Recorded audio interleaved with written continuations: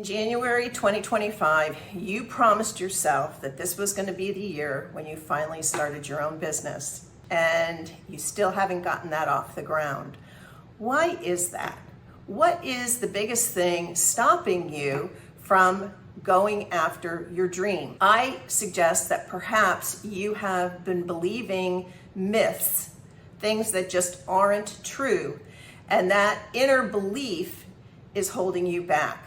Today, I would like to discuss some of those myths so that we can just leave that behind in 2025 and get the show on the road. Hi, I'm Jane with Mom's Biz Tips, and for over 30 years, I've been helping people set up and manage their businesses in a way that helps them achieve their goals and their dreams. And I started this channel to help other people do the same thing.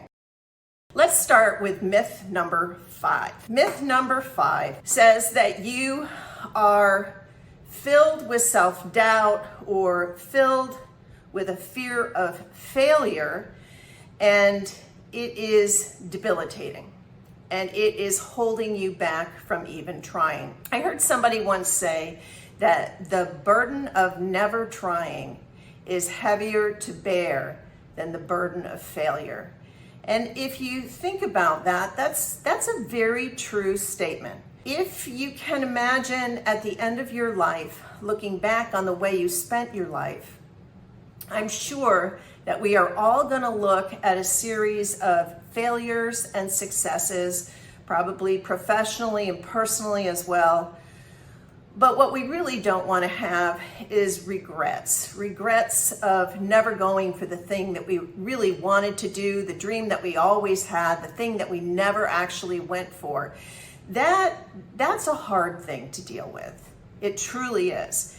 Now, sometimes we are filled with self-doubt and fear because we have what's called imposter syndrome. And I've talked about this in some of my other segments. But imposter syndrome is when you, at the root of your being, just know that you're not good enough or smart enough or enough to be able to achieve your goals. And I'm not sure why, but it does afflict women more often than men. But you could perhaps just have a fear of failure because you have a lot of people in your life, or maybe even just one person in your life who is influential, who you care about, respect, or admire, and they keep telling you that this is super difficult, if not impossible, and they just really hate to see you fail. And I am sure that person means well, but I'm also sure that that isn't that person's dream. That person wants to see you safe and cocooned, and that isn't how you achieve your dreams. So how do you deal with the doubt and the fear of failure? Well, I would start by asking yourself, when you say fear of failure, what is it exactly that you're afraid of? Are you afraid of financial ruin? If you are, you could certainly limit your initial cash outlays. Are you afraid of being embarrassed? I suppose there could be embarrassment to trying to do something, to go after your dream, but I think the only people that would put you down for that are people that haven't also tried to go for their own dream. So I think you have to always ask yourself if that opinion really matters to you. Because if those opinions are coming from people who cannot understand going for your dream, well, they're coming from a completely different mindset, right? Myth number 4, you need to have a perfect business plan in order to get started. In fact, if you have any friends that have their MBA, they would probably scoff at you for not having an actual written business plan. And while I think that is super helpful, it is not critically important. And the reason I believe that to be true is because I think it's really easy to overthink things. And when you overthink things and then when you start doubting yourself, sometimes you never get off the couch and get going. I think that even when you lay out a really good plan, life is very unpredictable and things change all the time. A good example of that is when we started this channel, we really started out on TikTok. And in January, everything changed with TikTok. It was only down for a few hours, but everything changed from that point on. So I can't explain that, but we had to pivot really fast into doing a different type of platform. So instead of doing 60-second shorts, we're starting to do long form content. Could we have foreseen that when we laid out our plans in October? Well, absolutely, we could not have seen that. But things change all the time, and that's why it's important that you can have your plan. You need to have your plan, but you need to be very flexible and know that things could change all the time. Another example, you may have thought that your best marketing tool was social media. And it turns out that it isn't social media for you, it's the morning market for you. That's where you're getting all your customers from, and that's where you're getting referrals and repeat business from. And so things change, and you have to adjust accordingly to that environment. Myth number 3, funding is essential. Now, funding is essential if you have to purchase equipment. Let's say you really want to have a food truck. Well, you're going to have the funding to purchase that food truck.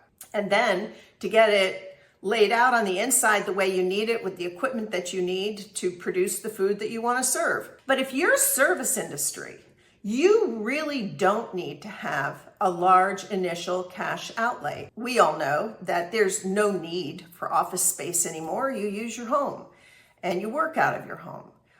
You probably are going to have to buy a computer if you don't have one that's up to what you need right now. The biggest problem probably is just living during those first year or 2 or 3 of your business. Those years can be very lean years because it takes a while to get referrals from word of mouth. So how do you do that? Well, probably the easiest way to do that is to begin your business as a side hustle. And I have talked about this in the past as well. With a side hustle, you have the opportunity to continue earning the money that you've been earning as somebody else's employee at the same time that you're getting your service business off the ground. I'm not saying it's easy to work a full-time job while you're getting your business off the ground. It is extremely exhausting. It is like working 2 full-time jobs, and we were not meant to work those kind of hours with that kind of pressure on ourselves. But it does give you the opportunity to not have to worry about paying your regular bills. You know that you can live on the money that you've been making, and your monthly nut, as one of my dearest friends used to call it, that your monthly nut is covered. And it takes a lot of the mental and emotional stress out of the whole equation. Now, let's say that you want not just one food truck, but several food trucks, and you want it all at once. Well, in a case like that, you are probably going to have to bring in investors. And I don't know if you've ever watched Shark Tank, but that's fascinating just in and of itself, is to watch how these people who are successful business people try to decide if a new business proposition is worth it for them to invest in. I can tell you this, you may want to bring in an investor where you give them part ownership of your business, but there is also the possibility of doing a small business administration loan or some other kind of a loan. I do want to caution you that when you give away ownership of your business, you are literally dividing up your baby. And I have known several people who brought in other investors and gave them positions of ownership. And in the end, the original owner was not the majority owner because the others together created a majority.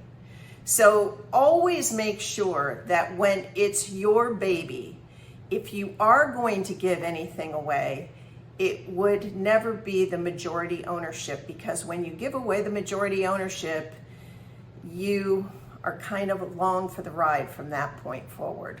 A good option is to get a small business administration loan. There are certain qualifications for it. If you are able to get that, that's certainly one way to go, particularly if you want to buy a piece of land or something that's a bigger investment. But there are options if you need to get additional capital. Myth number 2 is that you really need to know it all before you can get going. I think it's very important that you always recognize that running your own business is a constant learning curve. Every day you're going to learn something new that you didn't know before. I think it's very important that you surround yourself with people who can encourage you on this journey. There are lots of young entrepreneur support groups. I know in St. Pete we've got several, and those people get together and share their challenges and their successes with each other in an environment where they can support each other and give each other feedback and share what they've learned and what might be able to help. I think that kind of support is very, very important. If you have somebody in your life that is a successful entrepreneur, I would really encourage you to spend some time with that person. Chances are they have really good stories of things that they did right, as well as things that they wish they'd done differently.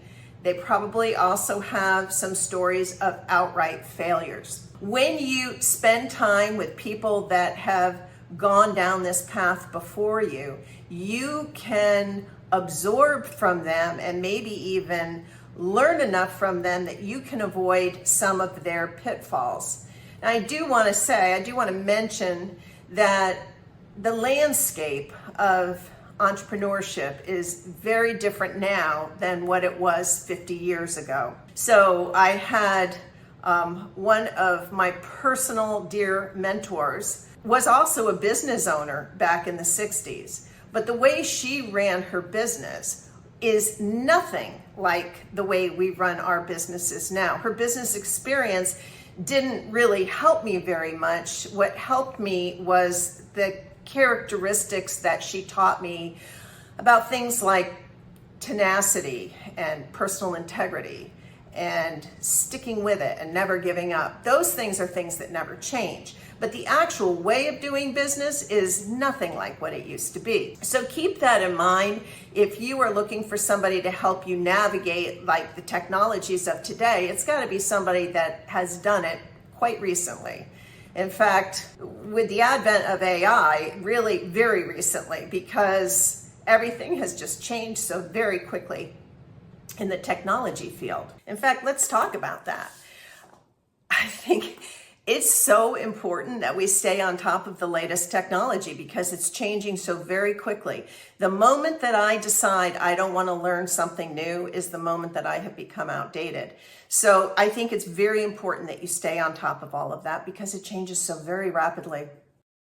And number 1 myth that I would like to debunk is that you cannot leave the security of your paycheck from your employer. We're going to talk about this a little bit more when I talk about generational differences, but I need you to understand, if you don't already, that there is no such thing as the security of a paycheck. At any point in time, a business can shut down.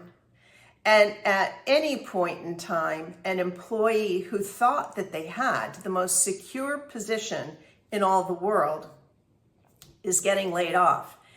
And if you doubt that, take a look at all the unemployed United States government workers in the DC area. Back in December, some of those people had been on their job for 20 years and anticipated maybe another 15 before they'd be able to retire. And now they're unemployed. So there is no such thing as a secure job. You may be in a secure field, but could you have really thought of anything more secure than a government position? I can't. So there is no such thing as a secure job. In fact, maybe the most secure position in the world is when you work for yourself, because you are the one that will decide when and if you're going to shut the doors. You are the one that's in control of that situation. When you're working for somebody else, you really aren't. You know, it has really bothered me to see the people that have gotten laid off so callously. And I'm thinking particularly of the U.S. aid workers. It just breaks my heart as you read some of their stories and how they poured their heart and soul into those jobs. And just like that, it was over. I bet you don't know this, but not that long ago, when I was growing up, people would work their whole life at one company, and they would receive a pension, and they would retire from that job with both their Social Security and their pension. It was not uncommon for people to stay at the same job for many, many, many, many years. Nowadays, that's certainly not the case. In fact, if you stay at the same job for many, many years, you'll probably never get paid equitably, because the only way you can get a really good raise is when you make a lateral move to another company. Did you know that when companies merged and top tier executives were laid off, they were given what was called the golden handshake? Have you guys ever heard of that? The golden handshake was, let's say you're 50. They give you your pension early, fully vested, and they give you usually a Rolex watch or some beautiful piece of jewelry, and they give you full retirement benefits as though you had worked for another 15 years. That is a day gone by, isn't it? Man, nowadays, as you're approaching retirement, it's not uncommon to see those people in their early 60s get laid off just before they retire. It's a much more heartless world now. So when you are talking about myths, there is no such thing as a secure paycheck unless you are the one that is generating that paycheck for yourself. So keep that in mind. What myths have you believed? What myths are holding you back? What myths are you struggling with right now? Drop your comments below and let's debunk them together. Thanks for watching.